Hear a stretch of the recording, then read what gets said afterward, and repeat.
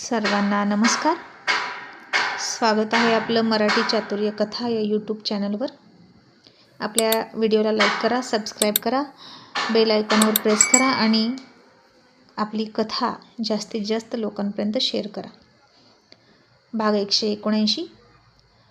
मग आता योगायोग असा होता की इन्स्पेक्टर भालेरावची बहीण मीरा, तिनं न्यूजपेपरमध्ये शशीचा फोटो बघितला आणि त्याला ओळखला आणि ती भालेरावला म्हणाली, दादा, अरे यानं तर माझी अब्रू वाचवली. हा खूप चांगला माणूस आहे, देव माणूस आहे. माझी मैत्रीण सुमन, तिचं आयुष्यसुद्धा यानंच वाचवलं. तिचा नवरा दौलत फार दुष्ट माणूस होता. अशा दुष्ट माणसापासून एखाद्याला वाचवलं तर तो माणूस गुन्हेगार असतो का? दादा, मला वाटतं तुझं काहीतरी चुकतंय. आणि प्रामाणिक इन्स्पेक्टर भालेराव म्हणाले, नाही मीरा, माझं काहीच चुकत नाही. सॉरी बरं का, फार डिस्टर्ब होतं आहे, पण आता आपण इतरांचे आवाज थांबवू शकत नाही आणि जर ऐकू वाटत नसेल तर प्लीज तुम्ही वाचू शकता, पण मला आता अशाही परिस्थितीत आवाज द्यावाच लागेल. आणि मग मीरा म्हणाली, आणि मग इन्स्पेक्टर म्हणाले, माझं काही चुकत नाही, तू चुकीचा विचार करतेस. मीरा वैतागली आणि म्हणाली, नाही दादा, मी चुकीचा विचार नाही करत. त्यानं माझी अब्रू वाचवली, ही चूक आहे का? तो सगळ्यांची मदत करतो, हे चूक आहे का? सांग ना, काय चूक आहे? आणि जर कोणी अन्याय करत असेल तर त्याच्या हातून खून झाला तर तुमच्या कायद्यात त्याला माफी नाही का? आणि भालेराव म्हणाले, नाही, गुन्हेगारांना शिक्षा द्यायला कायदा सक्षम आहे ना. जर जनता कायदा हातात घ्यायला लागली तर कसं होणार? आणि जे कायदा मोडतात, कायदा हातात घेतात, त्यांना शिक्षा करण्यासाठी आणि पकडून देण्यासाठीच तर आम्ही आहोत. मीरा म्हणाली, दादा, मग कुठे होता तू? आणि कुठे होता तुझा कायदा जेव्हा त्या दौलतचे गुंड माझ्या मागे लागले होते? कुठं होता तुझा कायदा जेव्हा या शशीच्या बहिणीची अब्रू घेऊन आणि त्याच्या घराची वाताहत केली त्या पाटलानं? आणि अशा कितीतरी घटना आहेत ज्या घडतात आणि लोकांवर अन्याय होतो, तेव्हा कुठे असतो तुझा कायदा? बोल. दादा, मी त्याची बायको पाहिली आहे. त्याला एक मुलगा आहे, त्याचे आई वडील पण असतील. तो तुरुंगात गेला तर त्यांचं कसं होईल? आणि इन्स्पेक्टर म्हणाले, फक्त मोठा मुलगा नाही तर आता त्याची बायको प्रेग्नेंटसुद्धा आहे. पण कसं आहे ना मीरा, या सगळ्याचा विचार त्यानं गुन्हा करण्याआधी करायला हवा होता गं. आणि नंतर तरी तो कायद्यात बसत नाही असेच बेकायदेशीर कामं करत होता, स्मगलिंगची कामं करतो तो. आणि त्यानं तुझी अब्रू वाचवली म्हणून माझी मनस्थिती बदलेल, मी त्याच्यावर दया करीन असं होणार नाही मीरा. कायदा सगळ्यालाच समान असतो, कळलं तुला? आणि त्याच्या जागी तू सुद्धा असती तर मी तेच केलं असतं. असं म्हणून इन्स्पेक्टर भालेराव त्यांचा नाश्ता संपवून उठले. आणि मीरा म्हणाली, मला नाही मान्य तुमचा हा कायदा. जेव्हा अन्याय होतो गरिबांवर तेव्हा सावकार, पाटील इज्जत घेतात, तेव्हा कुठे असतो तुमचा कायदा? त्यांच्या बाबतीत अन्याय होतो, ही गिधाडं गरिबांचं शोषण करतात, तेव्हा कुठे असतो तुमचा कायदा? तेव्हा मात्र कायदा डोळ्यांना पट्टी बांधून बसलेला असतो, पुतळा होऊन. कायद्यापुढे सगळे समान असतात असं तू म्हणतोस ना, पण दादा, असं फक्त तुलाच वाटतं. दादा, तू एकटा प्रामाणिक आहेस, तुझी अख्खी पोलीस फोर्स प्रामाणिक आहे का हे बघ जरा. अरे गावामध्ये सर्रास तळवे चढतात, मटणाच्या जेवणावेळी झोडतात आणि डोळे मिटून बसतात तुमचे पोलीस, आणि त्यांच्याच आशीर्वादानं सगळे गुन्हे घडतात. तेव्हा ते जनतेच्या रक्षणासाठी नसतात, तर फक्त एकट्या सावकार आणि पाटलाच्या रक्षणासाठी असतात. त्यांचे खिसे गरम केले की ते खुश, डोळे मिटून बसतात. आणि सांग, गुन्हा घडल्यानंतर तुमचे पोलीस तिथे पोहोचतात, त्यामुळे काय होतं नुकसान? नुकसान तर समोरच्याचंच होतं ना. ज्याचं जळतं त्यालाच कळतं. त्याच्या घरच्यांवर अन्याय झालाय हे त्याच्या जीवाला लागले दादा, आणि म्हणून त्यानं पाटलाचा खून केला ना. त्याच्यासारख्या शिकल्या सवरलेला मुलगा कशाला या गोष्टीच्या नादी लागेल? अशी मीरा खूप तळमळीनं शशीची बाजू घेऊन बोलत होती. आणि भालेराव दीर्घ निश्वास टाकत म्हणाले, तुझं खरं आहे मीरा, पण मी माझ्या कर्तव्यात चुकू शकत नाही.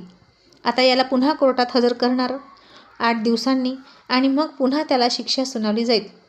मग सगळी शिक्षा भोगल्यानंतर त्यानं पुन्हा एखाद्या चांगल्या नागरिकाचं आयुष्य जगावं. That's very simple. आणि मीरा म्हणाली, सिम्पल? दादा, 14 वर्षाचा काळ आहे तो काढणं इतकं इझी नसतं.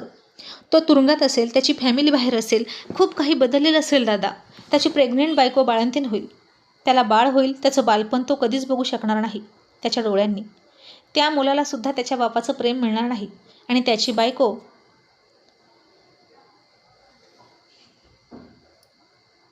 विवाहित असून विधवेचं आयुष्य जगेल. आणि तू म्हणतोस की सिंपल आहे. तू इतक्या सहज हे सगळं कसं बोलू शकतोस दादा? असं म्हणून मीराचे डोळे पाण्यानं भरून आले आणि इन्स्पेक्टर भालेराव तिला म्हणाले, मीरा, मला वाटतं तू जरा जास्त विचार करतेस या सगळ्याचा आणि असंच प्रत्येकाच्या बाबतीत इमोशनल होत गेलो तर कायद्याचं रक्षण कोण करेल? प्रत्येक गुन्हेगाराची स्वतःची एक बाजू असते आणि ती बाजू त्याने कोर्टात मांडण्याची संधी दिली जाते त्याला. पण गुन्हा असाच घडत नाही. त्यामागे काहीतरी कारण असतं आणि हा गुन्हा करतानाच माणसाने संयम ठेवावा लागतो, राग आवरावा लागतो आणि जिथं स्वतःच्या रागाला जिंकलं जातं ना, तर माणूस आयुष्यभर व्यवस्थित जगतो आणि घटना घडत नाहीत. चल, मी येतो. तू जातेस का परत? नाहीतर आणखीन 4 दिवस थांब, असं म्हणत इन्स्पेक्टर भालेराव त्यांच्या गाडीत बसून गेले पोलीस स्टेशनला. आणि मीरा तिच्या वहिनीला म्हणाली, वहिनी, अगं कसं सांगू मी त्याला? एक हसतं खेळतं कुटुंब दुःखात जाईल गं, उद्ध्वस्त होईल, ते पण फक्त दादामुळे. आणि तिची वहिनी म्हणाली, ताई काळजी करू नका, तुमची तळमळ कळते मला आणि तुम्ही इतक्या मनापासून सांगता म्हणजे नक्कीच तो मुलगा चांगला असेल. पण तुमचे दादासुद्धा त्यांची ड्युटी करतात एवढं लक्षात ठेवा. आणि त्यांनी त्यांची ड्युटी नाही केली तर देव त्यांना माफ करणार नाही.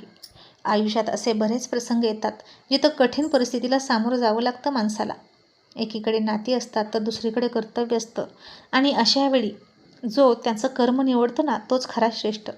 आणि तुमच्या दादासारखा पोलीस ऑफिसर नेहमी कर्मालाच महत्त्व देतो. आणि आता मीरा फार अस्वस्थ झाली आणि वहिनी, मी त्याला भेटायला जाऊ का पोलीस स्टेशनला, असं म्हणाली. तिची वहिनी म्हणाली, ताई मला वाटतं तुमच्या दादाला ते आवडणार नाही. तुम्ही एखाद्या गुन्हेगाराला भेटायला जाणं त्यांना नाही आवडणार. आणि मीरा म्हणाली, मग त्याच गुन्हेगारानं जेव्हा माझी अब्रू वाचवली हे त्याला आवडलं की नाही? हे नाही विचारलं तुम्ही त्याला? तर नक्की आता विचारा, जेव्हा तुमचा नवरा घरी येईल तेव्हा. वहिनी, तुम्ही पण त्याच्यासारखंच बोलता. तुम्हाला माहीत नाही, पण ती परिस्थिती मी भोगली आहे जेव्हा मला 4 गुंड उचलून नेत होते. वहिनी, माझं सगळं संपलं असतं हो त्यावेळी, पण अशा संकटात जो धावून येतो ना तो देव माणूस असतो आणि माझ्यासाठी हाच मुलगा देव माणूस आहे. आणि तुम्हाला आवडो अगर न आवडो, मी भेटायला जाणार म्हणजे जाणार, असं म्हणून मीरा पोलीस स्टेशनला निघाली. आणि आता इकडे शशीला भेटायला रविशेठ, चंद्रा, मालन निघालेच होते आणि नेमकं पोलीस स्टेशनच्या दारात मीरा आणि त्या सगळ्यांची भेट झाली. मीरानं चंद्राला ओळखलं आणि दोघेही कडकडून भेटल्या. आणि मीरा म्हणाली, मला माहीत आहे शशी इथे आहे आणि तुझी अवस्थासुद्धा कळते मला. मी सुद्धा त्यालाच भेटायला आले आहे. चंद्रा म्हणाली, पण तुला कसं कळलं तो इथे आहे? मीरा म्हणाली, मी न्यूजपेपरमध्ये सुद्धा वाचलं आणि त्याला अटक करणारा इन्स्पेक्टर माझाच भाऊ आहे. आणि हे ऐकलं तसं भोळ्या चंद्राला आनंद झाला आणि थोडी तरी आशा वाटली की इन्स्पेक्टर भालेराव मीराच्या सांगण्यावरून तरी शशीला सोडतील. आणि ती म्हणाली, मीरा, तुझ्या भावाला सांग की गं त्याला सोडायला. मीरानं आता मान खाली घातली आणि म्हणाली, चंद्रा, तुला वाटतं का गं मी हे बोलले नसेल? मी त्याच्या खूप विनंत्या केल्या, पण माझा भाऊ ना खूप प्रामाणिक आहे, तो ऐकतच नाही अगं. मग आता चंद्रा निराश झाली. आतमध्ये गेली शशीला भेटायला आणि ते कॉन्स्टेबल म्हणाले, हे बघा, इतक्या सगळ्यांना भेटता येणार नाही, फक्त 1 जण भेटा. आणि मीरा म्हणाली, हे बघा साहेब, ही मुंबईवरून आलेली आहेत मंडळी भेटायला, तुम्ही त्यांना अडवू नका. कॉन्स्टेबल म्हणाला, ओ बाई, तुम्ही कोण? आता कशाला मध्ये मध्ये बोलता? आणि मीरा म्हणाली, मी तुमच्या इन्स्पेक्टर साहेबांची बहीण आहे, समजलं का? आणि ही सगळी माझी माणसं आहेत, त्या सगळ्यांना भेटू द्या. आणि मग ते कॉन्स्टेबल थोडेसे गप्प बसले आणि म्हणाले, बरं बरं ठीक आहे, पण एकेकाने भेटा. मग रविशेठ, अभिजित, मालन सगळे आधी शशीला भेटले थोडं थोडंसं आणि त्या सगळ्यांना बघून त्याला आनंद झाला होता. आता सगळेच दुःखात होते आणि तो मात्र हसत होता. आणि काय इतकं वाईट वाटून घेताय असं म्हणत होता. आणि त्याची नजर चंद्राला शोधत होती. आणि तो म्हणाला, बाबा, चंद्रा आली नाही का? आणि अभिजित म्हणाला, डॅडी आली ना, मम्मीसुद्धा आली. डॅडी, तुम्ही इकडे आल्यापासून मम्मी नीट खात पित नाही, तुमची शपथ घालावी लागते तेव्हा खाते. हे ऐकलं आणि शशीनं फार वेदनेनं डोळे झाकून घेतले. आणि मी इकडे आलो आहे आणि 2च दिवसात चंद्रानं असं केलं तर माझ्याशिवाय आणखीन पुढची 14 वर्ष कसं राहील ती? या विचारानं शशी दुःखी झाला. कारण चंद्रा अल्लड होती, तिला शशीशिवाय दुसरं काही दिसतच नव्हतं.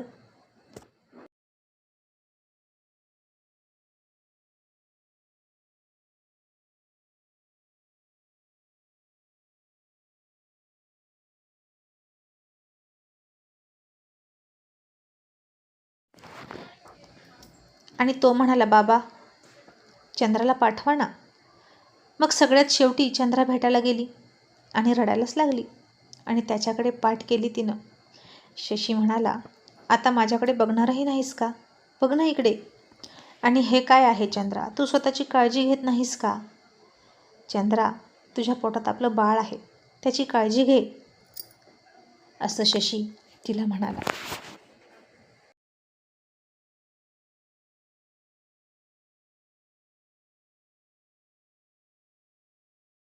आणि चंद्रा रडून म्हणाली, तुला फक्त त्याचीच काळजी आहे ना?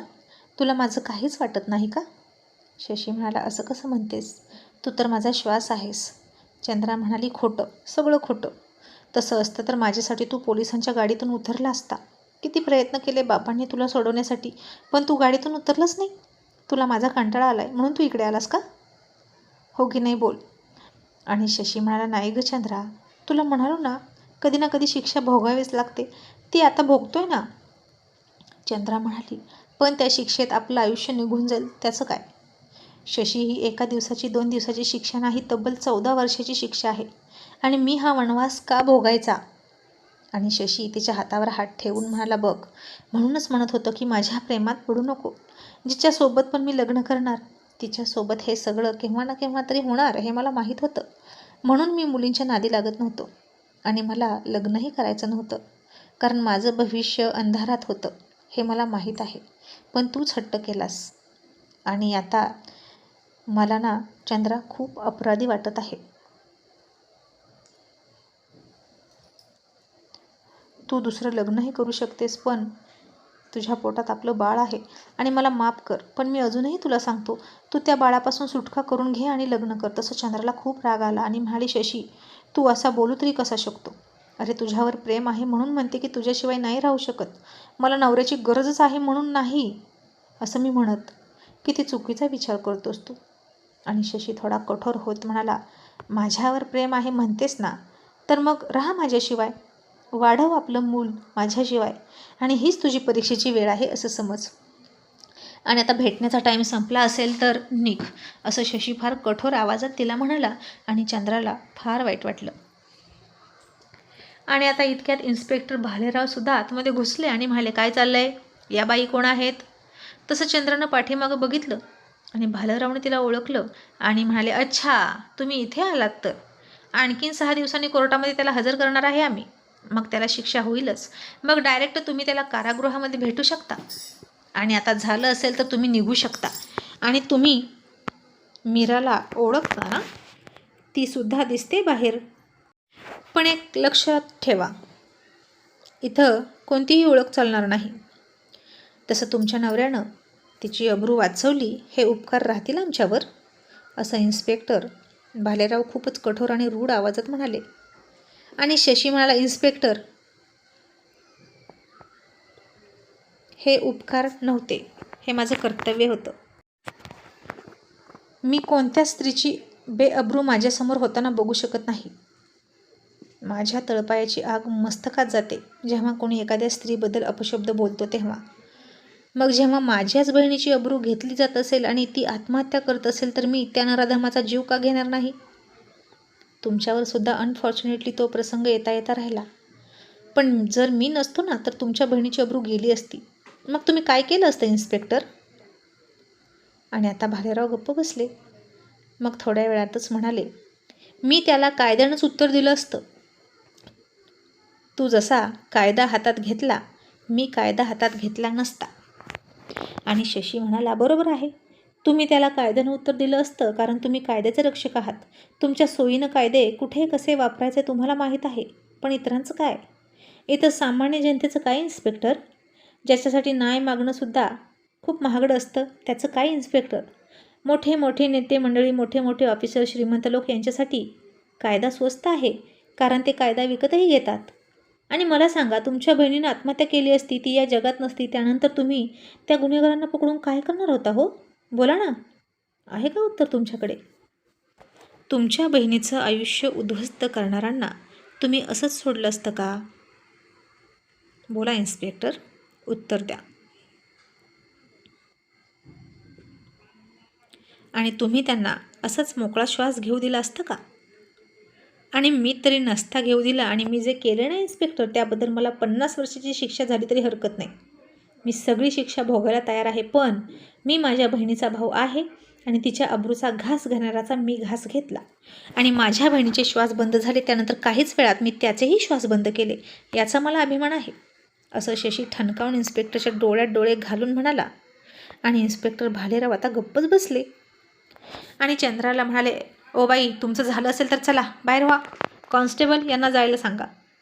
मग आता चंद्रा शशीकडे पुन्हा अश्रूंनी भरलेल्या डोळ्यांनी बघायला लागली. आणि तिनं तिच्या पर्समधून काहीतरी काढलं आणि शशीच्या हातात दिलं. आणि अश्रू भरलेल्या डोळ्यांनीच त्याचा निरोप घेतला आणि बाहेर गेली. आणि शशीनं आता बघितलं की तिनं काय दिलं, तर ते सिगारेटचं पाकिट होतं आणि लायटर होता. आणि ते बघून शशी पोलीस कोठडीच्या एका कोपऱ्यात जाऊन रडायला लागला.